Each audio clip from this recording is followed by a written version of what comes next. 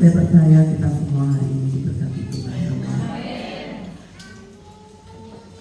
Haleluya. Hari Minggu setelah kita ibadah, gereja anak khususnya melakukan camp di gereja. Dan puji Tuhan dapat berjalan dengan baik. Terima kasih buat support semuanya, ya, sehingga anak-anak boleh mengalami Tuhan di tempat ini karena mereka belajar untuk hidup taat. Tema camp gereja anak kemarin adalah tentang ketaatan. Mereka diajar dari bangun pagi sampai malam, bahkan tidak ada di antara mereka yang bawa HP, tapi hebat mereka, nggak ada yang nanyain HP. Haleluya. Mereka bersukacita bersama dengan teman-teman mereka. Mereka saling berbagi hidup, mereka saling berbagi kasih, mereka boleh mengalami lawatan Tuhan. Puji Tuhan, dan hari ini kemarin Pak Andreas berangkat ke Lombok karena tugas pelayanan, ya, pelayanan di Lombok di Gereja Penyebaran Injil Mataram. Dan doakan supaya di pelayanan hari ini ada lawatan Tuhan juga di tempat itu. Dan pagi hari ini saya mau sharingkan firman Tuhan tentang bertekun dalam iman. Haleluya. Kita akan sama-sama buka Alkitab kita.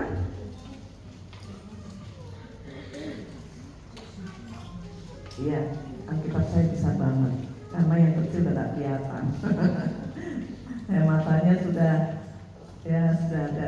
ada gangguan, jadi saya cari Alkitab yang besar di Bali keliling, di Denpasar tidak dapat. Akhirnya kesempatan di Surabaya kemarin saya baru mendapatkannya. Haleluya. Terima kasih Tuhan, kau baik. Saya dapat yang gede. Kita akan baca Alkitab kita dari Matius pasal 15 ayat 21 sampai 28. Kita baca sama-sama ya. Tentang perempuan Kanaan yang percaya. Sudah ketemu semua? Tolong di depan dibukain Matius pasal 15 ayat 21 sampai 28 tentang perempuan Kanaan yang percaya. Ada Alkitab elektroniknya? Ya, bagi yang sudah ketemu kita akan baca bersama-sama bersama dengan saya. Ayat 21 mulai 23.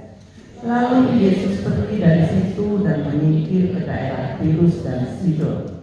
Maka datanglah seorang perempuan Kanaan dari daerah itu dan berseru, "Kasihanilah aku ya Tuhan, anak Daud, karena anakku perempuan kerasukan setan dan sangat menderita."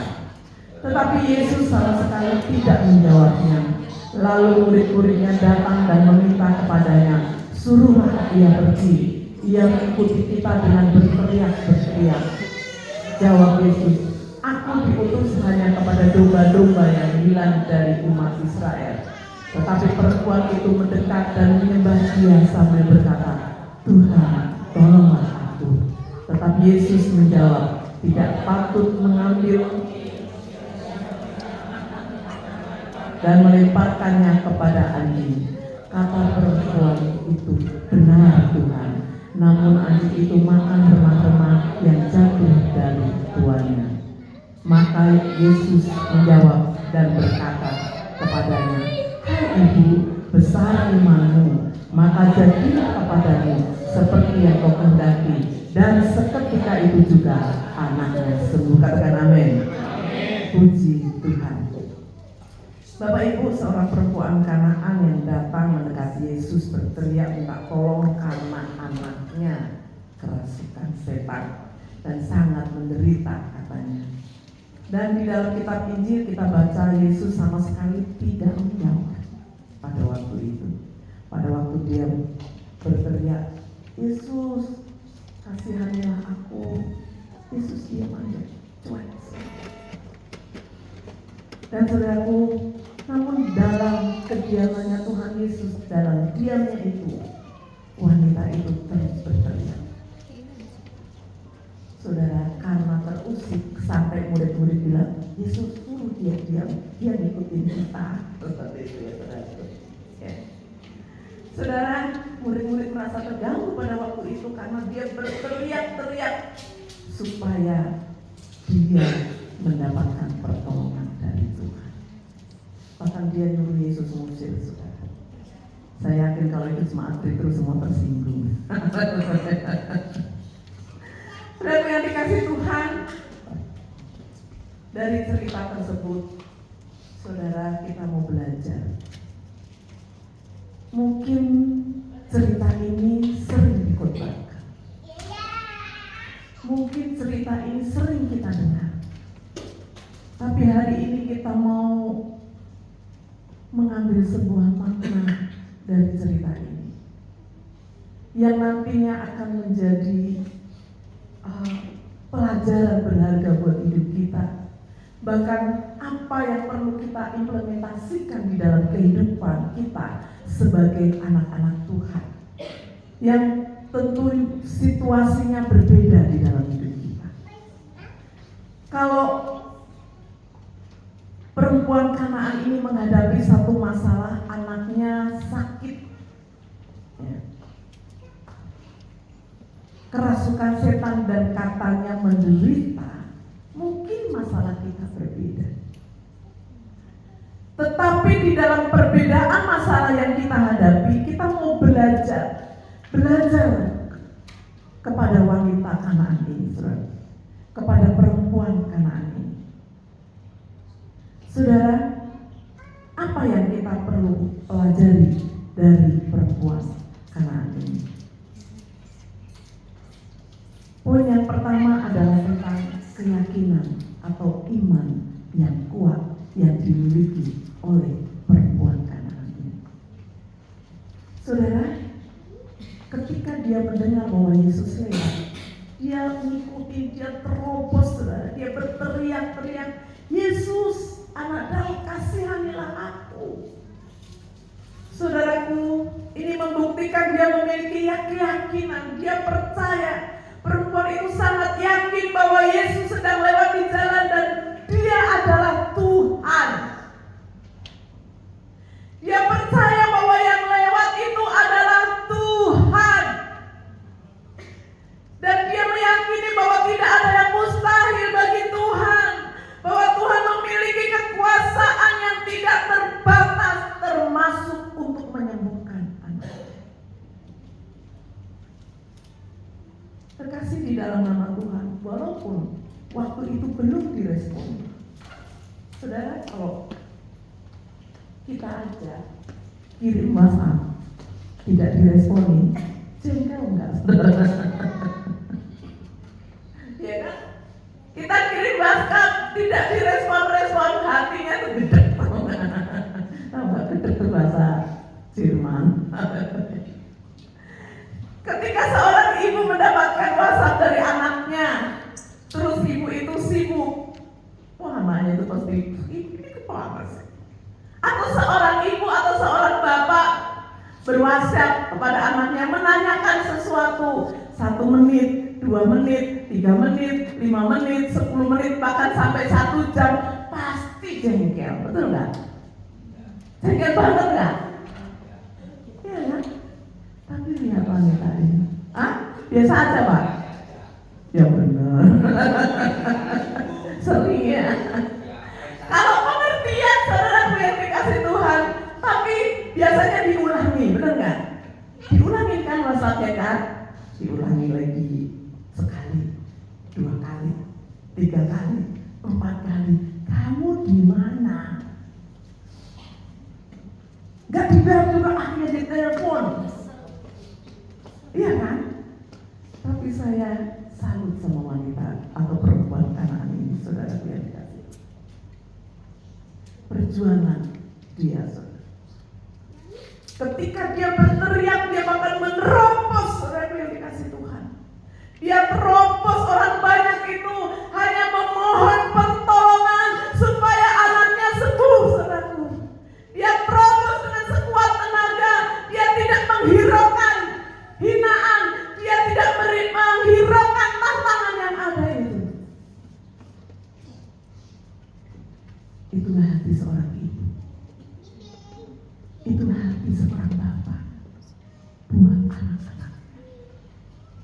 ketika melihat anaknya punya masalah. Itulah hati orang tua untuk anak-anaknya. Ketika anak-anaknya menemui masalah, saudaraku, dia akan lakukan apapun caranya supaya anaknya itu dapat tertolong.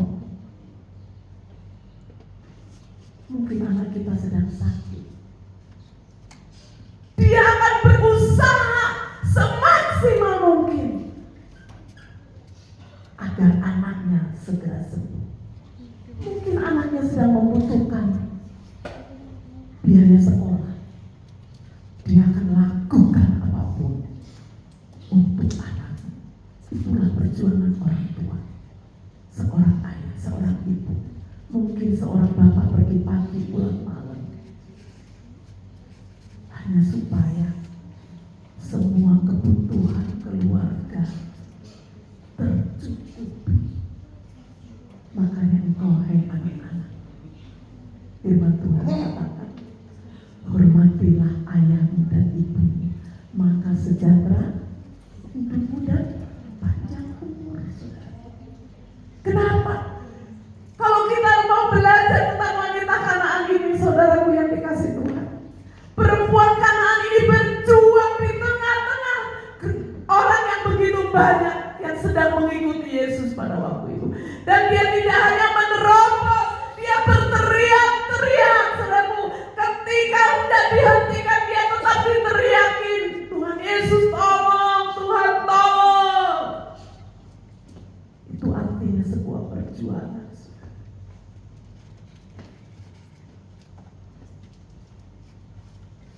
Agar anaknya dapat sehat kembali.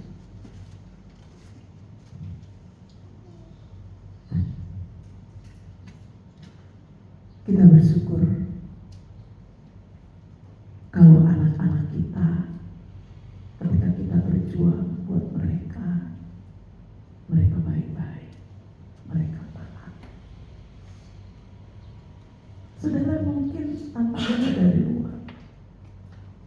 Tantangan kita, tantangan wanita ini, ketika Yesus berkata sangat menyakitkannya. Aku diutus gak buat kamu, asalnya gitu ya. Aku diutus untuk orang Israel gitu ya. Tapi jawaban wanita itu, saudaraku, sangat luar biasa. Waktu Yesus bilang, aku diutus hanya kepada domba-domba yang hilang dari umat Israel. Tapi perempuan itu mendekat dan menyembah. Ayatnya berkata, perempuan itu mendekat dan menyembah dia sambil berkata, Tuhan, tolonglah aku.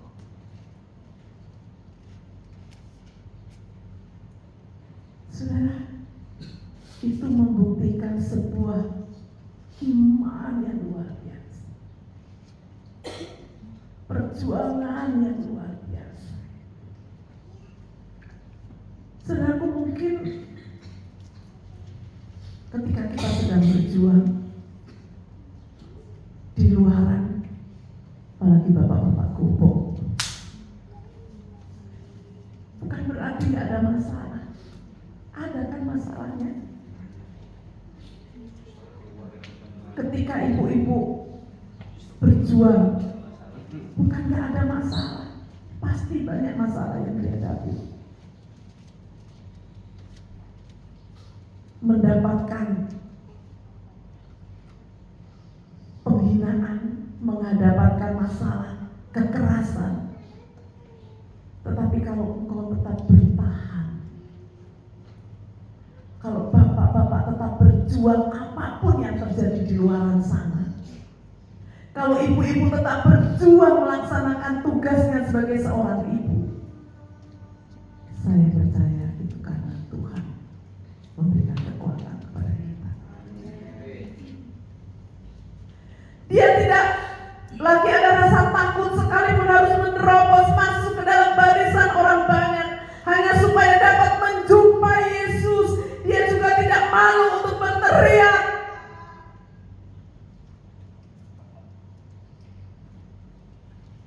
Saya katakan, kita akan melakukan semua cara agar anak-anak kita bahagia. Bahkan ketika dia tidak digubris sama Tuhan, bahkan ketika dia ditegur sangat keras, imannya tidak menjadi lemah. Katakan amin. Perjuangannya tidak menjadi kendor oleh karena masalah yang dihadapi. Saudara, saya sangat menghormati di acara kemarin perjuangan juga ibu-ibu dan bapak-bapak. Di hari yang pertama saya masak waktu itu. Oh, bukan saya yang masak. Waktu itu dikirim ayam kecap. Ada seorang ibu kirim ayam kecap. Ternyata ayam kecap itu enak banget. Terima kasih yang sudah mengirim. Dan anak-anak sangat suka ayam kecap itu. Malamnya ada seorang anak berbisik kepada saya. Dia pegangin kedua kaki saya di peluk. Dia bilang begini sama saya, Ibu pendeta, besok masak ayam kecap lagi ya. Dengan spontan saya katakan, iya sayang. Padahal yang di dapur itu banyak telur. Telur sampai berkerak-kerak, saudara. Tapi saya katakan, iya sayang. Dalam hati saya berdoa, Tuhan Yesus, anak-anak minta ayam kecap. Tapi saya bilang, iya. Saya katakan iya itu dengan iman, saudara. Ternyata di suatu sorenya saudara, ada seorang bapak datang ke gereja. Dia masuk ke sini, dia keluar lagi. Saya tegur bapak itu, "Gimana bapak? Mau jemput anaknya? Belum selesai loh." "Enggak bu, saya kangen sama anak-anak baru, ditinggal 2 hari gak kangen." Dan dia bilang apa bapak ibu? "Bu, itu saya bawa ayam." Beri anak itu lagi saya terus. Saya bawa ayam di dapur dan dia banyak sekali bawanya, potongannya gede-gede, saudaraku. Saya bilang saya terharu waktu itu. Saya bilang, ini doa anak-anak ya, anak-anak yang masih polos itu. Dia peluk kedua kaki saya, dia katakan, Ibu pendeta, besok masak ayam kecap ya." Saudara, doanya didengar. Dan sorenya dia kirim ayam. Saya masak sampai sisa-sisa. Besoknya doa untuk waktu doa, sayang ya nggak datang doa hari Selasa ya. Masih ada ayam kecap.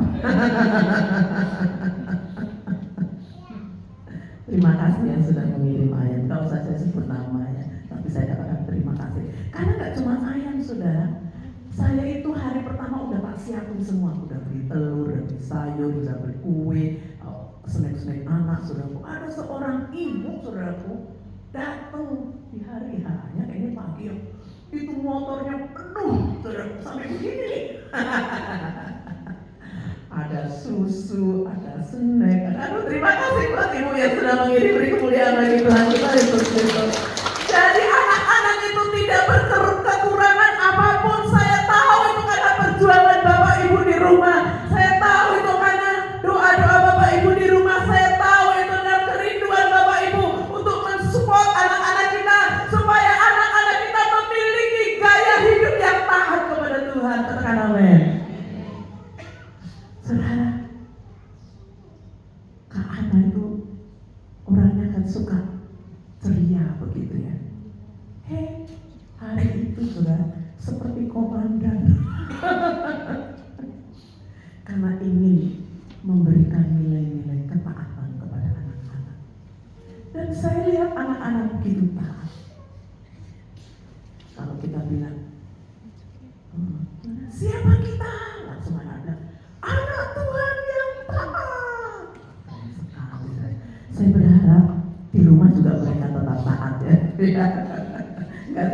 gereja yang mereka taat ya. Saya berdoa mereka akan menjadi anak-anak yang taat juga. Itulah sekilas tentang camp gereja anak Breakthrough pada beberapa hari yang lalu. Nah, kita mau belajar intisari dari Injil Matius 15 ayat 21 sampai 28. Itu yang pertama adalah kita manusia ini makhluk yang terbatas, saudara. Maksudnya makhluk yang terbatas itu dalam keterbatasan kita sebagai manusia, kadang-kadang kita menemui masalah, benar nggak? Ya, entah itu masalah anak-anak, entah itu masalah keluarga, entah itu masalah ekonomi, yang sudah dikasih Tuhan, ya, atau harapan-harapan ya. Ada yang punya harapan pengen setelah ini punya rumah baru, gitu ya, mobil baru, gitu ya, motor baru, gitu ya, tapi jangan suami baru atau istri baru ya, dilarang, nggak boleh. Ya, sudah punya pikiran, ya. Namun di dalam keterbatasan itu, saudara yang dikasih Tuhan, mari kita mau berjuang, ya, seperti wanita tadi, mau berjuang untuk merealisasikan apa yang kita rindukan itu, saudara yang dikasih Tuhan. Namun di dalam perjuangan hidup kita, saudaraku, apa yang perlu kita jadikan pedoman? Bahwa percayakanlah seluruh hidup kita itu kepada Allah.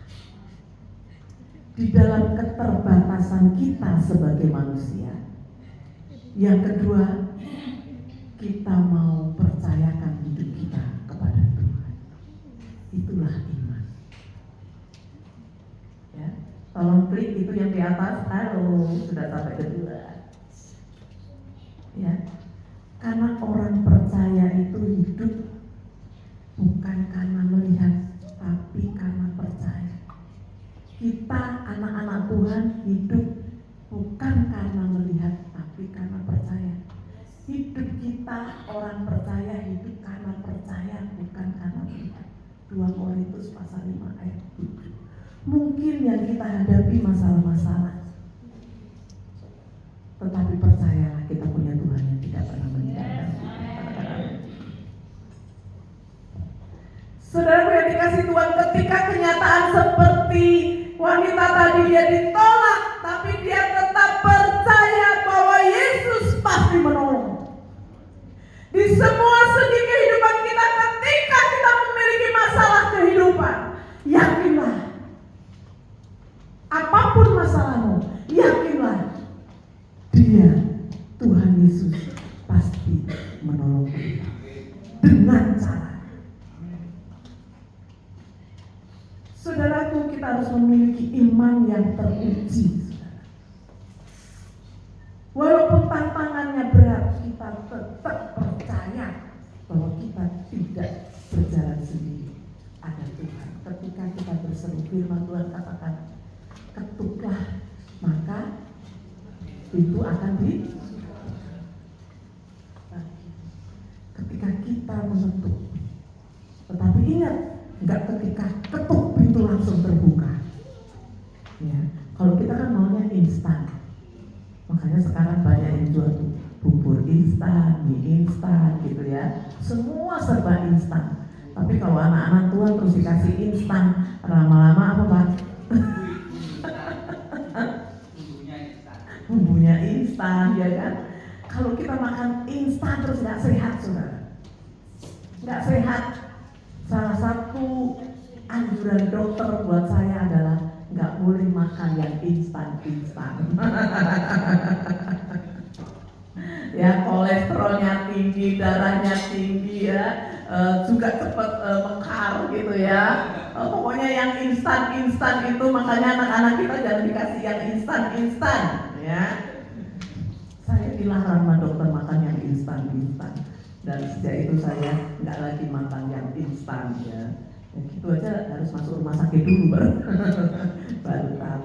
Dan yang ketiga, beriman itu membutuhkan kesungguhan dan ketaatan. itu membutuhkan perjuangan dan ketaatan. Saudaraku yang dikasih Tuhan, kita enggak hanya setia sampai akhir saja dalam hidup ini.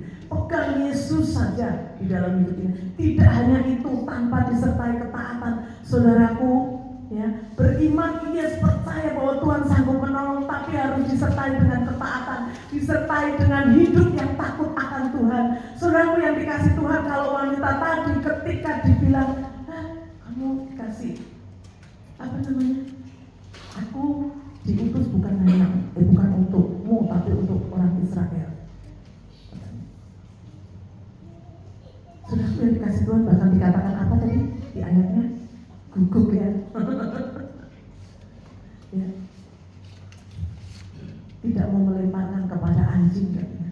Tapi dia dengan rendah hati dikatakan, ya Tuhan, tapi anjing itu bisa ngambil makanan dari rempah-rempahnya.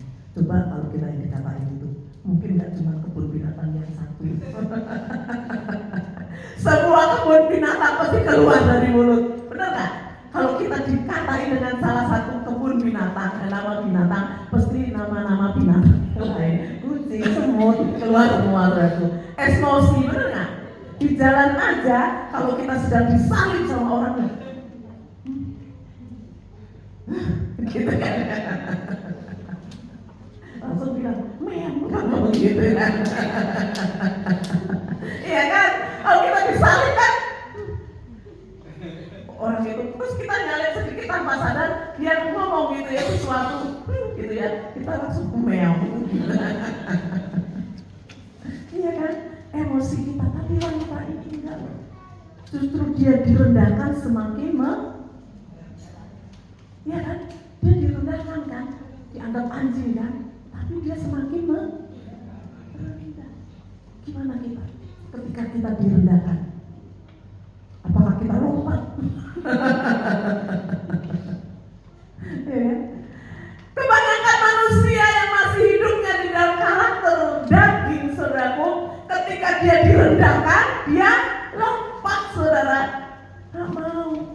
Makanya ada pepatah, rendahkan dirimu serendah-rendahnya sampai delosar, saudara, sampai tidak ada orang yang bisa merendahkan kamu. Kenapa? Kita sudah rendah hati, saudara. Ya kan? Kalau kita direndahkan, memang kita sudah rendah, saudara. Ya? Saudara yang dikasih Tuhan, itulah sebuah ketaatan. Ketaatan itu memiliki hasil yang sangat-sangat luar biasa. Kita bisa belajar dari Abraham. Ya, Abraham itu taat, saudara. Yang kemarin anak-anak kita belajar tentang Abraham. Ya, berdoa minta anak. Tuhan berjanji kasih keturunan yang banyak. Baru punya anak satu diminta lagi untuk dikorbankan. Tapi dia taat dan dia lakukan. Saudaraku, tapi Tuhan kita adalah Tuhan yang setia. Itu hanya ujian buat Abraham. Sampai pada gunung itu, saudaraku, Tuhan siapkan korban yang lain, yaitu domba sembelihan, saudara, yang untuk dikorbankan bukan anaknya. Kadang-kadang iman kita diuji, saudara. Diuji seperti Abraham. Apakah kita mau taat? Kalau kita taat, Tuhan sanggup menggantikan. Amin. Tuhan sanggup menggantikan. Beriman membutuhkan ketabahan dan perjuangan dan pengorbanan. Ujian dan cobaan pasti akan menghiasi kehidupan hari-hari kita. Namun dalam kondisi itu, ketaatan perlu tetap dibangun. Ya, apakah seorang anak tidak punya masalah dengan orang tua? Terkadang ada. Tapi ketaatan seorang anak untuk terus menghormati orang tua, apapun dan bagaimanapun orang tua. Ya, apapun dan bagaimanapun orang tua. Mungkin agak sedikit-sedikit cerewet. Ya, karena ayatnya nggak bilang hormatilah ayah dan ibumu kalau dia baik. Nggak ada itu ayatnya. Iya kan? Ada ayatnya? Nggak ada kan? Iya kan? istri tunduk kepada suami kalau suaminya baik, juga nggak ada. Hei suami, kasihilah istrimu kalau istrimu baik, juga nggak ada ya itu. Iya kan? Benar nggak? Nggak ada kalau apapun gitu ya. Orang tua hormat orang tua bagaimanapun orang tua kita.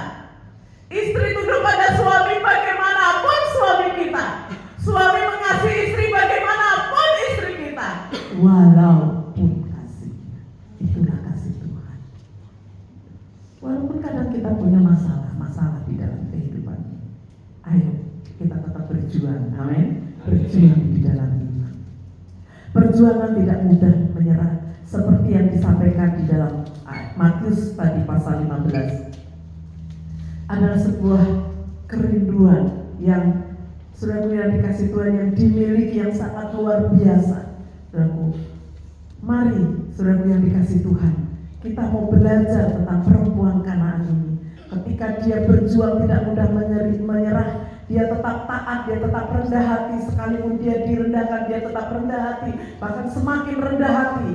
Mari apapun yang terjadi di dalam kehidupan hari-hari kita, di tengah-tengah keluarga kita, di tengah-tengah rumah tangga kita, yakinlah penderitaan sekarang ini akan mengerjakan bagi kamu kemuliaan yang lebih besar dari penderitaan yang kita alami saat ini. Saudara, hidup manusia itu sementara, saudara. Sekali lagi sering saya katakan, hidup manusia itu sementara, tetapi ada kehidupan di bumi ini sementara, tapi ada kehidupan kekekalan yang selama-lamanya. Ada kehidupan kekekalan di setelah kita hidup di bumi ini. Di bumi ini hanya sementara, saudaraku, paling lama. Tapi kemarin saya punya teman, saudara, orang tuanya itu umurnya sampai 108 loh. Ya. 108, bahkan saya kemarin ketemu orang di salah satu pertemuan, itu umurnya sudah 90-an tuh masih sehat. Ma, ibu usianya berapa? Ibu ini? Umurnya berapa? Usianya berapa? 65, masih sehat, masih cantik. Di sini usia paling tua siapa? Siapa yang lebih dari sudah ada 70? Sudah ada yang umur 70 di sini? Hah? Nggak ada ya? Belum ada ya? Rata-rata 65, 7, di bawah 70 ya? Ada loh, ada yang umur 100 loh, masih sehat loh, masih bisa jalan, luar biasa sehat loh.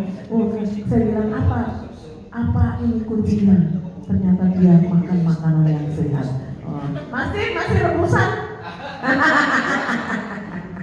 Yang panjang umur katanya ya. Dari saudara yang dikasih Tuhan, umur manusia itu di bumi ini sementara, tetapi setelah di bumi ada sebuah kekekalan. Mari kita pertahankan iman kita apapun yang terjadi di dalam kehidupan kita. Tidak hanya sekedar mempertahankan iman saja, tetapi sertakan ketaatan di dalam kehidupan kita. Lakukan apa yang benar di mata Tuhan, bukan hanya sekedar kebenaran manusia, tetapi kebenaran ilahi, kebenaran yang didasari oleh Alkitab, kebenaran yang didasari oleh firman Tuhan.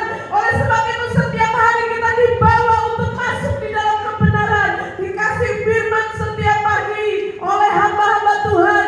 Kita boleh mendengarkan firman, tidak hanya itu, bangun hidup kita dengan keintiman dengan Tuhan melalui doa dan baca firman setiap hari. Maka hidup kita akan dilandasi dengan kebenaran. Firman-Mu pelita bagi kakiku dan terang bagi jalanku. Sehingga setiap langkah hidup kita, saudaraku, adalah langkah hidup yang sesuai dengan hatinya Tuhan, yang sesuai dengan maunya Tuhan.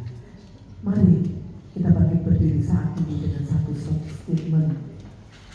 Kita akan baca sama-sama statement ini, dan biarlah ini menjadi landasan kehidupan kita, atau kita jadikan meterai di dalam hati kita, bahwa iman sejati bukan hanya soal bertahan sampai akhir, namun harus disertai dengan ketaatan yang teruji. Amin saudaraku. Ketaatan yang teruji adalah apakah ketika orang sudah tidak lagi mengasihi kita, kita tetap bisa mengasihi dia. Apakah ketika orang sudah jahat dengan kita, kita tetap bisa mengasihi dia. Apakah ketika kita mendapatkan ujian, kita tetap bergantung dan berharap kepada Tuhan.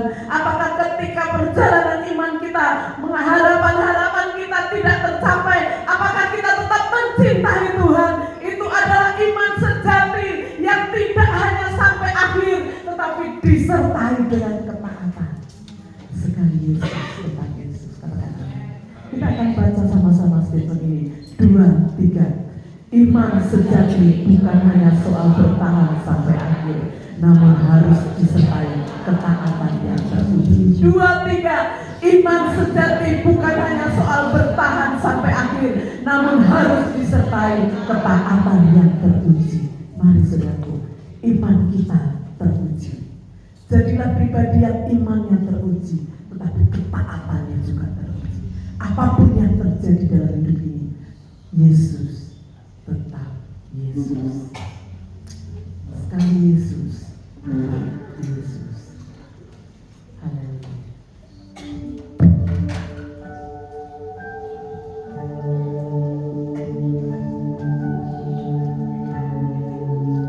Amin Tuhan. Kami rindu memiliki iman yang teruji. Namun tidak hanya iman kami yang teruji, tetapi kami memiliki ketaatan yang teruji, Tuhan. Sehingga hidup kami Tuhan tetap bertahan di dalam kehidupan.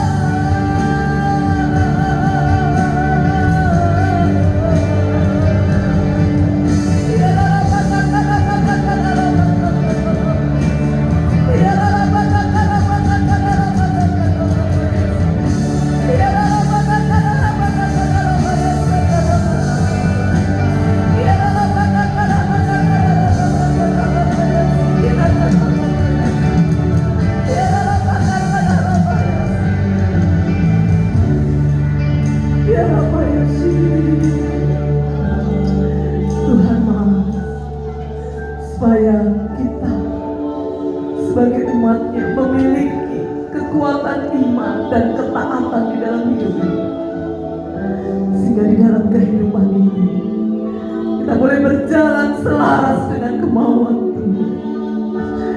Hambamu berdoa Tuhan, hambamu berhenti berbicara, tetapi biarlah firman-Mu itu rema di dalam hati setiap kami Bapa.